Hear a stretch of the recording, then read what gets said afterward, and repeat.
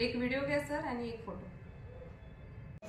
निषेध विरोधी सरकारचा निषेध असो, महिला विरोधी सरकारचा निषेध असो, मुजोर सरकारचा निषेध असो, मुजोर सरकारचा निषेध असो, आमच्या आशा वर्कर आणि अंगणवाडी सेविका भगिनींना न्याय न देणाऱ्या सरकारचा निषेध असो। न्याय मिळालाच पाहिजे, आशा वर्कर सेविकांना न्याय मिळालाच पाहिजे, मिळालाच पाहिजे, आमच्या भगिनींना न्याय मिळालाच पाहिजे, आमच्या भगिनींना न्याय मिळालाच पाहिजे। तिच्या संघर्षाला बळ देऊ, तिचे हात बळकट करू, तिच्या संघर्षाला बळ देऊ, तिचे हात बळकट करू।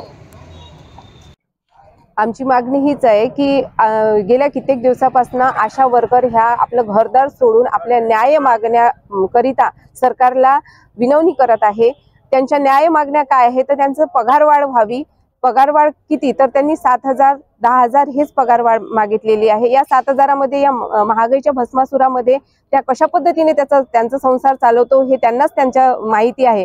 अशा परिस्थितीत सरकार जर त्यांच्या मागण्या पूर्ण करत नसेल तर आम्ही राष्ट्रवादी काँग्रेस पक्षाच्या वतीने त्यांच्या पाठीशी खंबीरपणे उभे आहोत हे सरकारला आम्हाला सांगायचं आहे। राष्ट्रवादी काँग्रेस पक्षाच्या महिला प्रदेशाध्यक्षा यांनी या आशा वर्कर भगिनींना त्याचप्रमाणे अंगणवाडी सेविका भगिनींना पाठिंबा जाहीर केलेला आहे आणि त्या अनुषंगानेच आज आम्ही अकोला ग्रामीण राष्ट्रवादी काँग्रेस पक्ष तसेच शहराच्या वतीने जिल्हा परिषद मुख्य अधिकारी कार्यालय इथे निवेदन सादर केलेले आहे।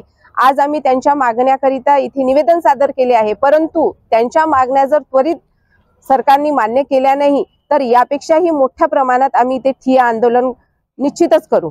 म्हणून सरकारने या मागण्या त्वरित मान्य कराव्या, अन्यथा आम्ही मोठ्या प्रमाणात ठिय्या आंदोलन करू।